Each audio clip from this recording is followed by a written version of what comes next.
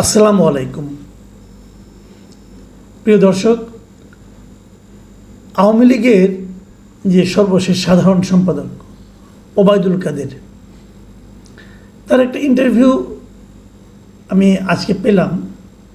উনি ভারতের দ্য ওয়াল এই অনলাইনের যিনি সম্পাদক এক্সিকিউটিভ এডিটর অমল সরকার, তাকে একটা লম্বা ইন্টারভিউ দিয়েছেন, প্রায় 23-24 মিনিট তো হবে। এই লম্বা ইন্টারভিউ উনি অনেক কথা বলেছেন। অনেকদিন পর ভদ্রলোকের কথা শুনলাম, কণ্ঠ শুনলাম।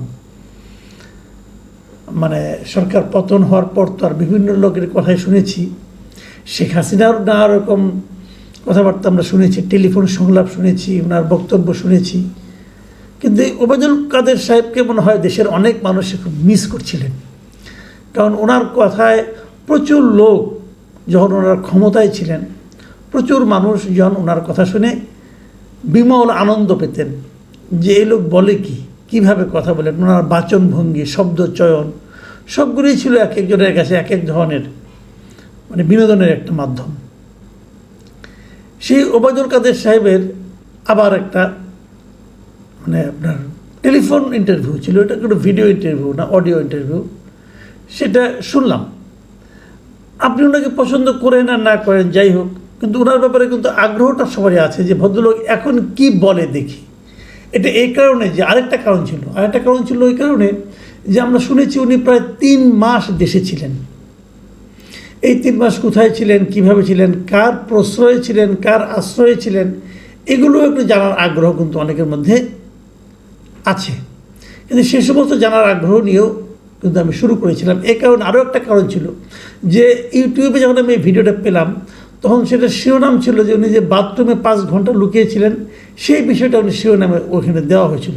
তাই আমি ভাবলাম যেহেতু বাথরুমে 5 ঘন্টা লুকিয়েছিলেন, পরবর্তী 3 মাস কোথায় ছিলেন সেই প্রসঙ্গটা হয়তো আসতে পারে। বাট আনফর্চুনেটলি ওই প্রসঙ্গে উনি কিছুই বলেননি। যারা ওনাকে আশ্রয় দিয়েছেন, তাদের কাছে রেখেছেন, তাদের জন্য এটা অবশ্য একটা সুখবর, কারণ তারা কোনো বিপদে পড়বেন না, ওই ব্যাপারে উনি কিছু বলেননি। এখন এই ইন্টারভিউর কিছু কিছু অংশ আমি আপনাদেরকে একটু নিয়ে আলোচনা করতে চাই আপনাদের সঙ্গে। এটা আলোচনা করার এই কারণ, আপনারা তো বলবেন যে এই দলটা তো কার্যক্রমে নিষিদ্ধ, ওবায়দুল কাদেরের রাজনৈতিক ভবিষ্যৎ কিছু আছে কি না এটা নিয়ে অনেকগুলো সন্দেহ আছে। আমি তো মনে করি ওনাদের আর কোনো চান্স নাই আসলে। মানে এই লেয়ারের যারা ছিলেন, ওনার মতো যারা ছিলেন, এদের আমি মনে করি না বাংলাদেশের রাজনীতিতে এদের আর কোনো সুযোগ আছে। ওনার যে মূল নেতৃত্ব, আরও কোনো সুযোগ আছে কিনা আমি বলতে পারবো না, আমার মনে হয় না। শেখ পরিবারের কারো সুযোগ আছে কিনা আমি তাও মনে করি না, এবং আমি মনে করি থাকা উচিত না। কারণ লুটপাটের সঙ্গে শেখ পরিবার যেভাবে জড়িত ছিল, এটা ভয়ঙ্কর অবস্থা। এবং আরও ইন্টারেস্টিংলি আপনি দেখবেন আপনারা যে এত লোক গ্রেপ্তার হয়েছে, মানে এই কেন্দ্রীয় নেতৃবৃন্দের কিন্তু ম্যাক্সিমামই গ্রেপ্তার হয় নাই, এবং শেখ পরিবারের একজন লোকও গ্রেপ্তার হয় নাই। এটা অদ্ভুত একটা ব্যাপার। যাই হোক, অনেকে প্রথম ধারণা করেছিল এরা বোধ হয় সেনাবাহিনীর এখানে লুকিয়েছিল, সেনাবাহিনী যে 626 জনের কথা বলেছিল সেখানে হয়তো ছিল। কিন্তু পরে আমরা দেখলাম যে সেনাবাহিনী যে তালিকাটা দিল, সেই তালিকাতেও কিন্তু আমি এদের নামটাম খুব একটা দেখলাম না, ওবায়দুল কাদের নাম তো সেখানে নাই। যাই হোক, আমি এবার ইন্টারভিউটা নিয়ে আসি। ইন্টারভিউতে বেশিক্ষণ বলা যাবে না, আমি সংক্ষেপে যতটুকু পারি কয়েকটা ঘটনা সম্পর্কে আলোচনা করি। প্রথমেই উনি একটা গল্প বলেছেন, আমার কাছে গল্পটা খুবই হাস্যকর ঠেকেছে। গল্পটা হলো উনি বলেছেন যে উনি ওনার যে বাসভবন আছে তার পাশে একটা বাসায় লুকিয়েছিলেন, তারপরে সেখানে কয়েকজন ছেলেরা গিয়েছিলেন, উনি এবং ওনার স্ত্রী বাথরুমে লুকিয়েছিলেন। ছেলেরা তাকে দেখে প্রথম নাকি তারা আক্রমণাত্মক ছিল, তারপর ওনাকে দেখে নাকি তারা নাকি অন্যরকম হয়ে গেল, এবং তারা তাকে চেনার পর নাকি তারা তার প্রতি খুবই সহানুভূতিশীল হলো, এবং তার সঙ্গে সেলফিতে ছবি তুললো, এবং তাকে একটা গাড়িতে উঠিয়ে দিল। এইটুকু আমার কাছে মনে হয়েছে ভাই পুরো একটা বানানো গল্প। ওই দিন যে পরিবেশ ছিল, ওই দিন যে মানুষের মনে যে ক্রোধ ছিল, সেই ক্রোধ যদি শেখ হাসিনার প্রতি থাকে, শেখ হাসিনার চেয়ে দ্বিতীয় যার প্রতি ক্রোধ ছিল এই লোকটা হলো এই ওবায়দুল কাদের। তো তাকে দেখে ছেলেরা ওখানে দিন সেলফি তুলেছে, মুগ্ধ হয়ে গেছে, এটা ইম্পসিবল। এমনকি আমি ছাত্রলীগের, আওয়ামী লীগের অনেক লোকজনের কথা জানি যা নাকি তাদের অপছন্দের শীর্ষস্থানে ছিল ওবায়দুল কাদের। তো 1-2 জন তাকে ভালোবাসতে পারে, কোনো সমস্যা নাই, কিন্তু 7 জনের মধ্যে 7 জনই তাকে কিছু বলবে না। তাকে মাস্ক পরিয়ে, তারপরে ওদের মতো পোশাক পরিয়ে নিয়ে যে বাইরে করে নিয়ে যে একটা ইজি বাইকে তুলে দেওয়ার পর দূরে কোথাও নিয়ে যাবে, দূরে কোথায় নিয়ে এগুলো তার বলে নাই, সেটাও উনি আর বললেন না। কোথায় ছিলেন, কী সমাচার, ভাই এত সহজ না। ওই সময় বাস্তবতা, আমরা তো দেশে ছিলাম, আমরা জানি। এটা একটা পুরাটা একটা গল্প আমার কাছে মনে হয়েছে। এই গল্পটা খুব একটা মানুষ খেয়েছে বলে আমার কাছে মনে হয় না। আমি কমেন্টও দুইজনকে দেখলাম, অনেকে কমেন্ট করেছেন, এটাকে তারা গল্প হিসেবেই অভিহিত করেছেন।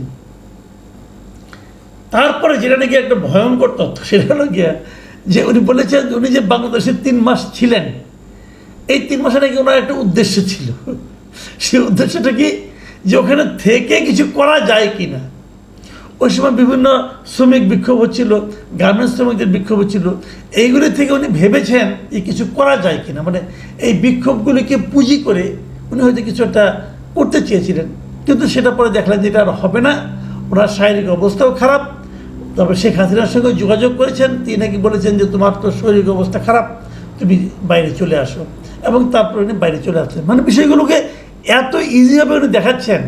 তবে মতলব যে একটা ছিল বোঝা গেছে, যে ওই শ্রমিকদের অসন্তোষ, সেই অসন্তোষের পেছনে আবার ওনার ভূমিকা ছিল কিনা, অথবা ওনাদের কারো ভূমিকা ছিল কিনা, সেটা উনি আবার ক্লিয়ার করেন নাই। ওই শ্রমিক অসন্তোষটাকে কেন্দ্র করে উনি কিছু, মানে আরও বেশি কিছু একটা করার চেষ্টা করেছিলেন। মতলবটা খারাপ ছিল, বোঝার কোনো অসুবিধা নাই। তো সেই খারাপ মতলব নিয়ে উনি কয়েকদিন বসেছিলেন, তারপরে এক সময় বিদেশ ছেড়ে চলে গেলেন। 3 মাস পরে দেশ ছেড়ে যাওয়াটা এটা এত সহজ না ভাই। দেশ ছেড়ে পালাতে যেয়ে অনেকেই ধরা খেয়েছেন। উনি কীভাবে কোন সীমান্ত দিয়ে দেশ ছেড়ে পালালেন, এটা জানার খুব আগ্রহ ছিল, সেটা জানতে পারলাম না। এই দুইটা আগ্রহ আমার মেটেনি, উনি কীভাবে পালালেন, আর 2 নম্বরটা হলো কার আশ্রয়ে 3 মাস ছিলেন। আমি মনে করি সরকারের উচিত হবে এটাকে খুঁজে বের করা, যে কার আশ্রয়ে 3 মাস ছিলেন, এবং তাকেও সাজার আওতায় আনা। কেন তাকে আশ্রয় দিলেন এইভাবে? কারণ উনি তখন মামলার আসামি অলরেডি, কাজে এটা তো আর ঠিক হয়নি। উনি নিজের আত্মপক্ষ সমর্থন করেছেন, বলেছেন উনি কোনো মানে ভুল ত্রুটি ওনার থাকতে পারে, উনি বলেছেন ভুল ত্রুটি থাকতে পারে, তবে আমি কাজ করেছি, আমি কোনো চাঁদাবাজি করিনি, কমিশন খাইনি, পার্সেন্টেজ নেইনি। মানে আমার তো মনে হয় এগুলি সবগুলি 100-এর উপরে 150% মিথ্যা কথা। উনি চাঁদাবাজি করেননি, উনি পার্সেন্টেজ খান নাই, কোনো কিছু করেন নাই। ওনার হাতে 30 লাখ টাকা দামে ঘুরে আসে কোথেকে? তো 1-2টা না, অনেকগুলি ঘুরি।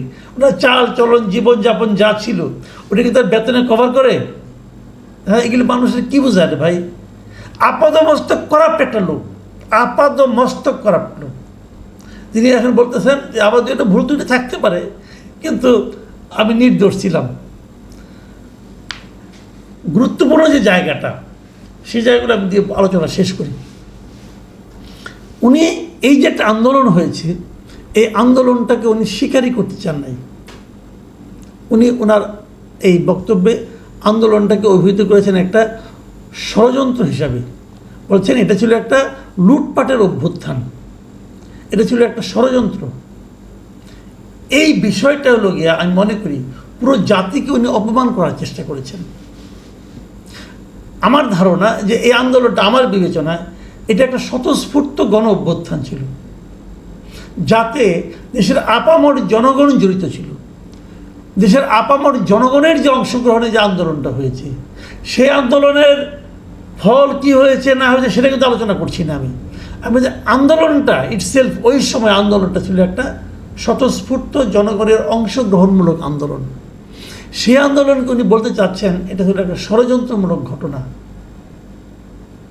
এটা বলার মাধ্যমে এই লোকটা যে এখনও গণবিচ্ছিন্ন, এই লোকটা যে এখনও সাধারণ মানুষের সেন্টিমেন্টটাকে টাচ করতে পারে না, এটা যে কেউ পারে না আসলে, এটা আরও একবার প্রমাণ হলো।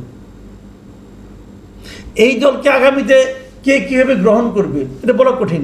তবে আমি একটা কথা মাঝখানে বলে নেই, এই বাংলাদেশের না রাজনীতিটা বড় অদ্ভুত, আপনি মিলিয়ে নেবেন। যখন কোনো দল জিতে আসে ইলেকশনে, যখন কোনো সাধারণ মানুষ একটা দলকে সমর্থন করে অথবা ওই দলকে ভোট দেয়, আমার কি ধারণা জানেন? আমার ধারণা কেউ ওই দলটাকে ভালোবেসে ভোট দেয় না। মানুষ কী করে, কি অপর একটা দলকে ঘৃণা করে। ওই ঘৃণার ফল হিসাবে এই দলটা ভোট পায়। মানে এ দলকে যখন ঘৃণা করে তখন বিদল ভোট পায়, আবার যখন বিদলকে ঘৃণা করে তখন এ দল ভোট পায়। মানে এটা হলো নেগেটিভ ভোট।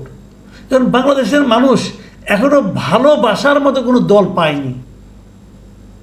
এটা হলো সবচেয়ে বড় ট্র্যাজেডি আমাদের জাতি হিসাবে, এটা আমি মনে করি, এটা আমার ধারণা।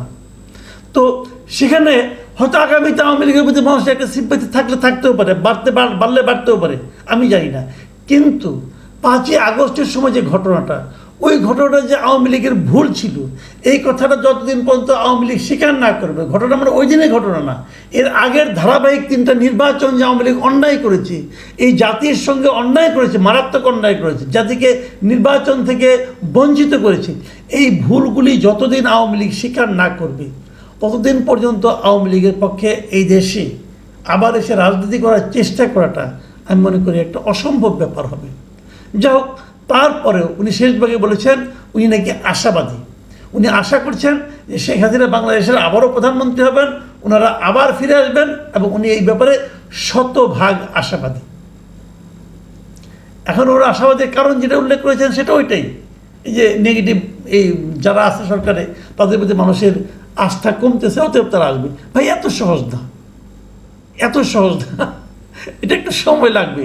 আমি একদম উড়িয়ে দিচ্ছি না, কিন্তু আপনারা যতক্ষণ পর্যন্ত এই নেতৃত্বের মধ্যে আছেন, আওয়ামী লীগ বলতে যতদিন মানুষের চোখে শেখ হাসিনা, শেখ পরিবার, অথবা ওবায়দুল কাদের, অথবা হাসান মাহমুদ, এই লোকগুলোর চেহারা ভাসবে, ততদিন পর্যন্ত আপনারা ক্ষমতায় আসার জন্য, ফিরে আসার জন্য আপনারা আশাবাদী হতে পারেন, কিন্তু এই আশাবাদের কোনো ভিত্তি আছে বলে আমি ভাই মনে করি না, এটা সম্ভব না। তবে ওই যে ভুলের ব্যাপারটা, সেই জায়গাটা উনি একটা অদ্ভুত যুক্তি দিয়েছেন। উনি বলছেন যে আমি তো ভারতে বসে আছি, আমি ভারতে বসে কোনো ক্ষমা চাইব, দেশে যে ভুলে যেন ক্ষমা স্বীকার করবো। তাহলে আপনি তো দেশে 3 মাস ছিলেন, তখন চাইলেন না কেন? অথবা দেশে ফিরে আসেন ক্ষমা চাওয়ার জন্য, আসেন, আপনি তো আশাবাদী মানুষ। আমি মনে করি আমাদের রাজনৈতিক দলগুলোর এই জায়গাটাই সবচেয়ে বড় ঘাটতি। আমাদের রাজনৈতিক দলগুলোর আত্মসমালোচনার কোনো ব্যবস্থা নেই, তারা কেউ আত্মসমালোচনা করে না, কেউ ভাবে না, কেউ বলে না যে আমাদের কি ভুল হয়েছিল, ভুলের জন্য কেউ ক্ষমা প্রার্থনা করে না। এই জায়গাটা যতদিন পর্যন্ত আমরা তৈরি করতে না পারবো, ততদিন পর্যন্ত এই দেশের রাজনীতিতে খুব বড় কোনো ইতিবাচক পরিবর্তন হবে এটা আমার কাছে মনে হয় না। আমি এখানে অনুরোধ করব, যারা এই ইন্টারভিউটা দেখবেন, যদি কেউ দেখেন আর কি, তাহলে দয়া করে এর কমেন্টে যে লোকজনের কথাবার্তাগুলোকে দেখেন।